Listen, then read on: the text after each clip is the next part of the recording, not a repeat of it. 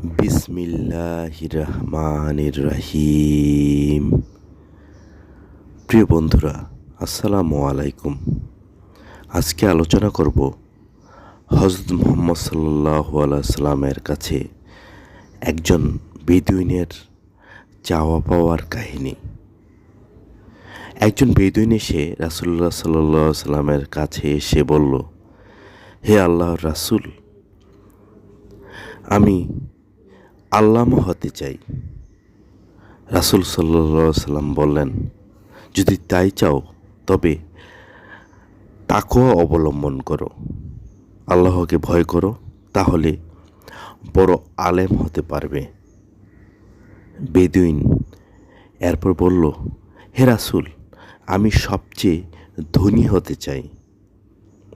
এরকম প্রশ্ন হলে আমরা বলে থাকি যে ব্যবসা করো, মজুদদারি করো, কিন্তু আল্লাহ রাসূল সাল্লাল্লাহু আলাইহি সাল্লাম বেদুইনকে বললেন, মিতব্যয়িতা গ্রহণ করো, এতেই তুমি সবচেয়ে বড় ধনী হতে পারবে।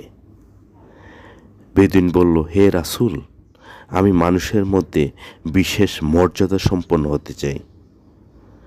রাসূল সাল্লাল্লাহু আলাইহি সাল্লাম বললেন, তুমি বেশি বেশি আল্লাহর জিকির করো, আল্লাহ তোমাকে বিশেষ মর্যাদা দান করবেন।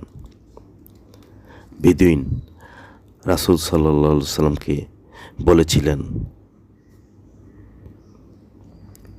আমি মানুষদের মধ্যে বিশিষ্ট হতে চাই। রাস্তার পাশের যে মুচিত জুতা সেলাই করে অতিমাত্রায় সম্মানিত হওয়ার আকাঙ্ক্ষা তারও থাকে। সম্মানিত হওয়ার ইচ্ছা এবং আকাঙ্ক্ষা মানুষের মনের অভ্যন্তরীণ তাকিদ।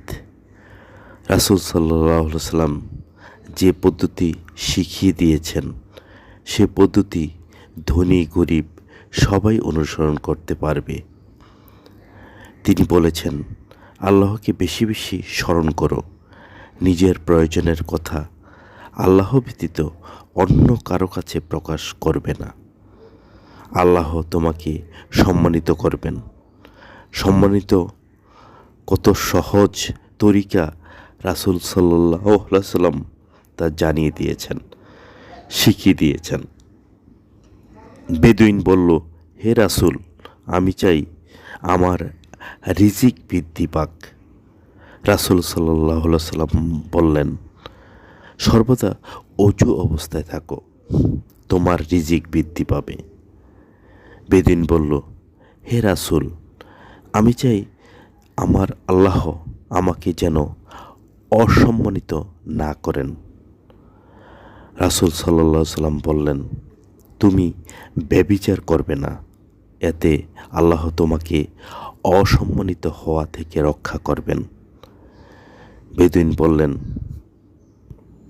হে রাসূল, আমি চাই আমার ঈমান যেন পূর্ণতা লাভ করে।